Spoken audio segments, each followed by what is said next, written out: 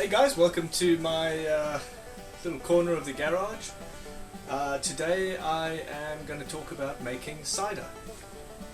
So I've actually made the cider already, which was just 12 litres of Tesco's orange apple juice, and then I did 3 litres of, it was like a cranberry and raspberry, just to give it some colour.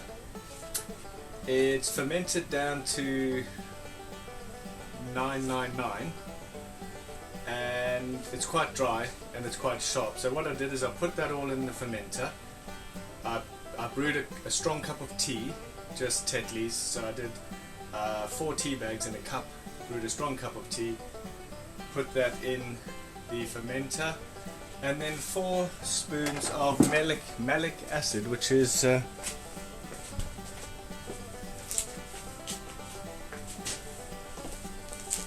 this stuff. It only cost about 3 or 4 quid, and there's something about it that you need. There's like a process that takes place in fermentation, like malactosis or malactation, whatever. It's supposed to do something to the flavour. I think it's to do with the fact that where the apple juice came from. So it was apple juice from concentrate, but it was with no added extra, so it was 100% apple juice. It's not quite as ready, berry coloured as I wanted. So I've got some of Tesco's finest strawberry and raspberry cordial. Now, the other reason I've got this is because it's quite dry and a little bit sharp. So I'm thinking if I add some of this, I was going to put 1 litre of just, this is not the apple juice I used originally, but 1 litre of this apple juice, and this, enough of this to sweeten. So that will sweeten it a little bit, this will sweeten it and colour it. I'll check the dilution requirements, and I'll start low, get it in the keg, get it fermented, get it carbonated, and then I'll taste it. And if it's still not quite sweet enough, I can open the keg up, add some more, and keep doing that until I find the right balance. What I don't want to do is back sweeten to a point where it's too sweet or it's sickly. So the fermenter is in here. This is a new Gumtree fridge that I got. You can see there it's at about 16 litres or so. So 16 litres plus the, oopsie,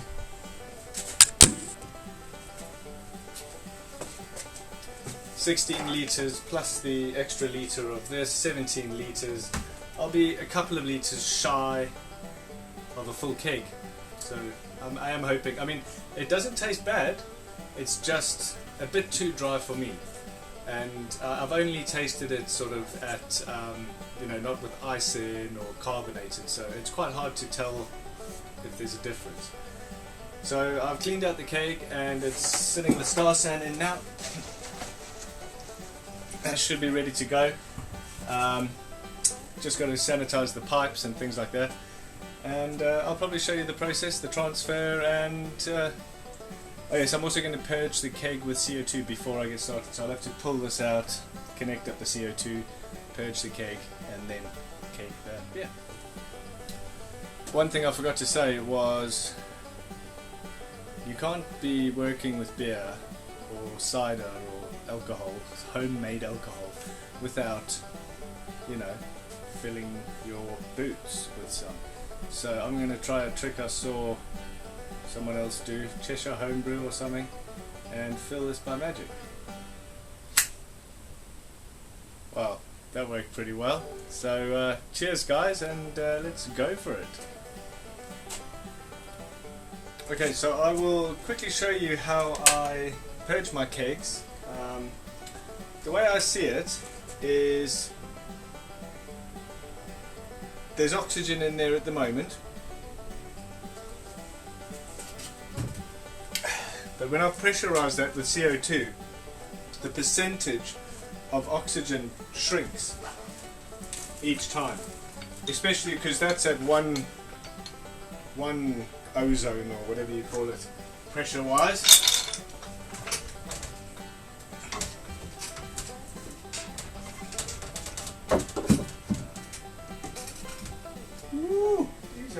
on. Get out. Right. So you have a look in here. This is my little setup going on here. I'll just use this as a, to save my life. So I'll detach this here. I'll turn off these three because when you're messing with the pressures, you can. It's like the pressures are going up and down in these as you're messing with it. So I'll use this one. Then I'll use this keg, which is still being cleaned. That's for a different beer. Smack that on there, and that is set to 12 psi. So you can hear it filling up. So what I do with that, I wait till I hear it stop, then I release all of it, which means then, even then already, the majority of what's in there will be CO2. And then I'll do it another 2 times like that to really make sure. So the amount of oxygen in there, your oxidation chances are very slim.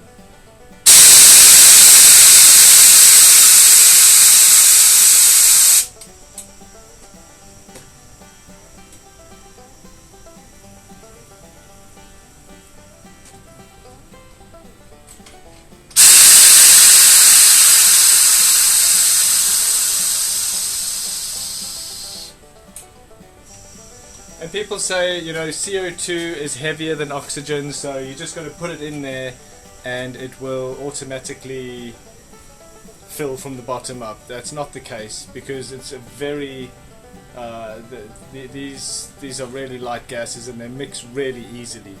Perhaps when there's no movement at all on a fermenter, when the lid's on and nothing moves, you'll get a cap of CO2.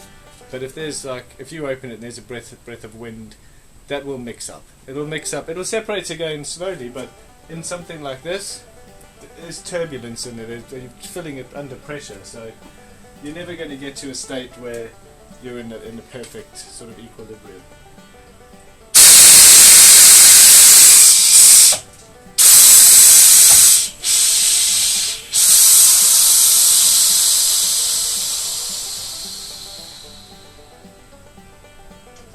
Okay, so that's ready. The pipes, the silicone tubing has been soaking. Yep, okay.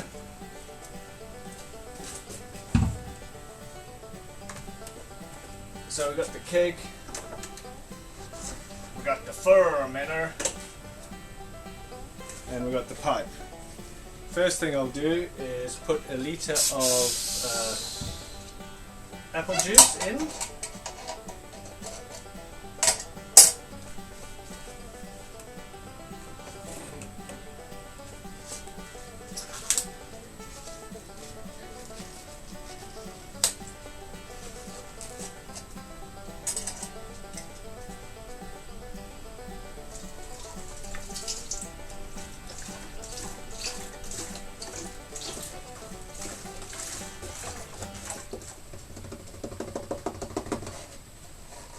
Okay.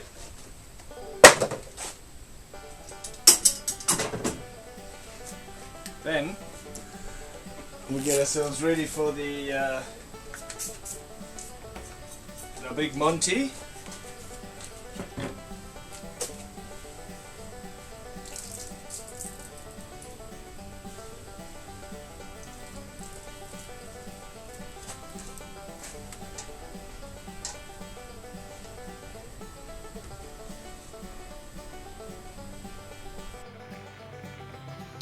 So unfortunately, halfway through, as I started transferring, the bloody battery ran out on the camera.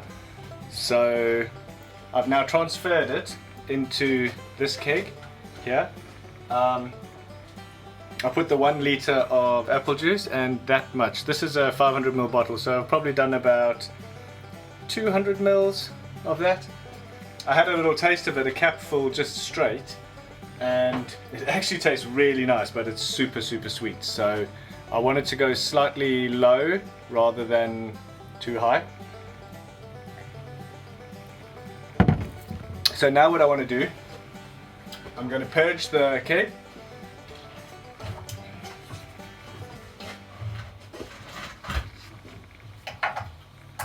Make sure there's a nice cap of CO2 on top. Then I'm going to bang this up to 40 psi. One thing I must say, inside the fermenter, because it's been cold crashing for about over 48 hours now, it was clear. It was really nice and clear, which and the layer of sediment is nothing like when you brew beer. There's hardly any. This is the first time I've brewed cider, so hopefully it works out. So 1.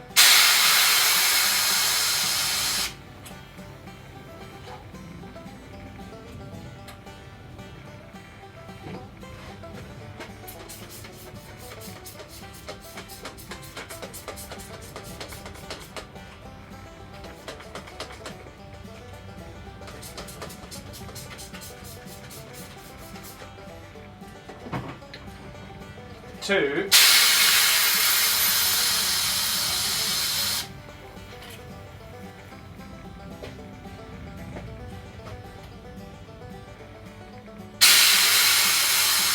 3. Now we pump it up to 40. And basically I'm going to rock that for a little while. What I'm going to do is I'm going to stop the recording and then start it again, just in case I run out of storage on the phone or some shit. Okay, so let's rock. And rocking it like this, basically what it does is it just forces the CO2 into the beer a lot easier. As the surface of the surface of the alcohol in there, the sort of cider or beer or whatever it is, as that surface is disturbed, it seems to just, as you start doing this, I can hear the gas going in when I'm moving it, and it stops when I'm not. So I'll do this for about 5 minutes, and then I'll come back for, I think I might even try and connect it up to one of the other beer lines and just see. Okay, so that's I've been doing that for about 6 or 7 minutes now. I'm finished. The keg is disconnected. It's there, ready to go. I've got another beer in here, which is my, can you see that? Bell's Two Hearted. It's my Bell's Two Hearted, which is just, it's a 7.4% ale. It's really starting to taste good, but I would ideally like to not have it as an option for now, to allow me to let it age and really enjoy it. So with that in mind, I'm actually going to change. I'm going to take that keg out. I'll probably pump it up to about 20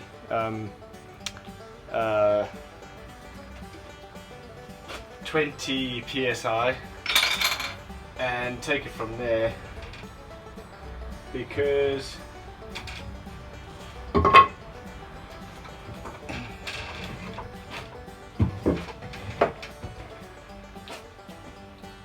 I'm going to then put it into the fridge where I've been cold crashing the other stuff, and let me see if I can get a view on it for you there. I'm trying to film on my phone, so sorry. Right, so let's turn off the gas, disconnect that one, disconnect the beer line.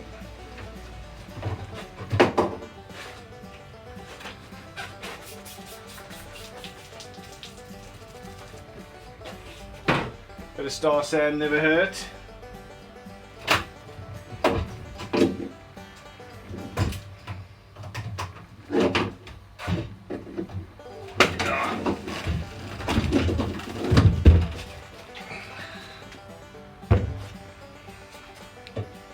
That can go straight in this fridge.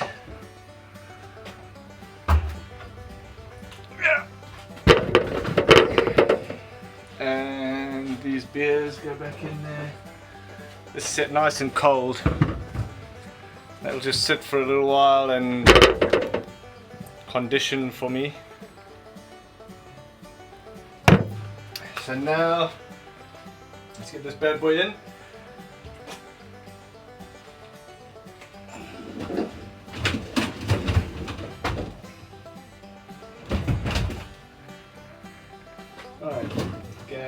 in.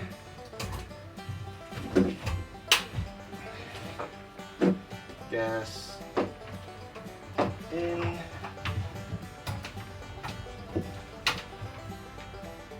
Beer. Let's give it a little squirt with star sand. It's already had a few squirts with star sand, so it's alright.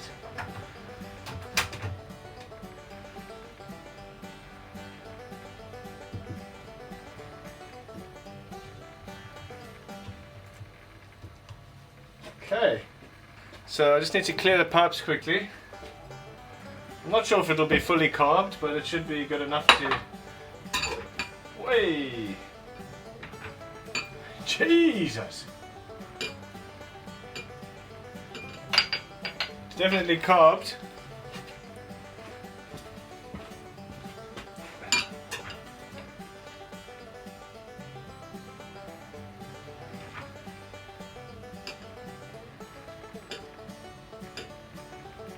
Anyway, I know the reason why it's this excited is because it's literally just been shaken around like a motherfucker.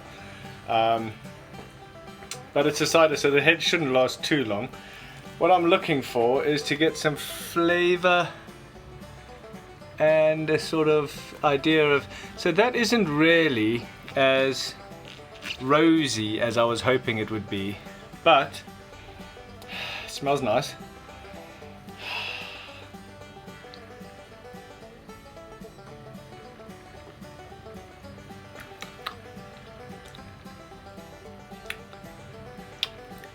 Magic. Absolute magic. Adding that liter of apple juice and the sweetener, it's just brought some body back to it, because when you brew something it goes really dry, it loses most of its body, because, like, you know, sugar makes up the body as well. So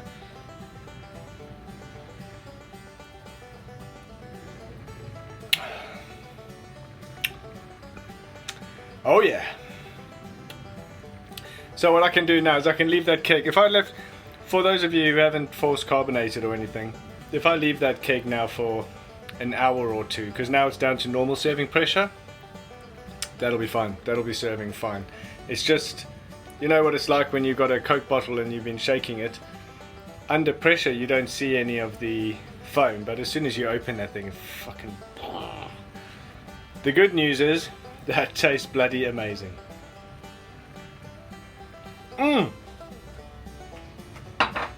Now, one thing you can't do is you can't bottle that, because I've just put sugar back into it, so you'd have to put something in to stop future fermentations. It's the same stuff they use with wine. I think I've got some here somewhere. I think it's called like sodium metabisulfate or something. And don't worry about how dirty these are. That's like literally from the kegs. You know, the kegs, the rubber on the kegs. These things are constantly in sanitizer. They're actually going straight back in it now. We had 12 litres of apple juice from Tesco. I bought the 4 packs. Keep an eye out for specials at Morrison's, Aldi, it doesn't matter where it's from, as long as it's 100% apple juice. It can be from concentrate, it doesn't matter. It just needs to be 100% apple juice. So 12 litres of apple juice, 3 litres of the Tesco's cranberry and raspberry, and then the Mangrove Jack's cider yeast. I think it's M21. I'm not 100% sure. Fermented at 20 degrees Celsius in the fermentation fridge. Cold crashed for 48 hours. It took about a week to get down to 1,000 gravity, or 999 or 1,000. Then this, which is Tesco's finest strawberry and a raspberry cordial, about that much, no more than that, because it is sweet. But I mean, cider is sweet, so you know, it's not too sweet, like, you know, when you get a cider and it's sickly. But if you like your cider more dry, maybe go for, you know, about up to there instead of all the way. You can always add more at a later stage to the keg. and that makes nearly 18 liters of really quite tasty apple cider or cider. What I ended up doing here is force carbing it at 40 psi, rocking the boat for about 5 to 10 minutes, putting it straight in. Now bearing in mind that I cold crashed it, so this is sitting at around about, this fridge that you're on top of now is sitting at about 1 degree Celsius. When it's that cold, it absorbs CO2 better. Also, once you've force carbed it, you can just start serving it as well. So, well, you wait like an hour and you can start serving it. You don't have to then chill it afterwards. So bear that in mind when you're trying to force carb, do it cold. And that's how you make cider. Cool. This cider comes in at around about 5.5 to 6% ABV, which is just about right for a cider, to be honest. That's about all the points I have on that one. It's quite possibly the easiest thing I've ever made. What I would do if I wasn't going to use that fermenter to make wine, because I'm going to do another video on a wine kit that I'm going to make, I would be like getting that yeast, cleaning it and reusing it, but it's like £1.25 or something for that yeast, or £2. It's really cheap, and you get it on Amazon, free delivery, whatever. So I think it's probably about £18 for 18 litres of cider, flavoured how I like it, on tap at home. I know cider is not expensive, it's not like beer, and you can get some pretty shitty cheap ciders, but this has got no preservatives in it. It's 100% juice, you know, whether you juice the apples yourself or not, doesn't matter. And so there we go, apple juice into cider.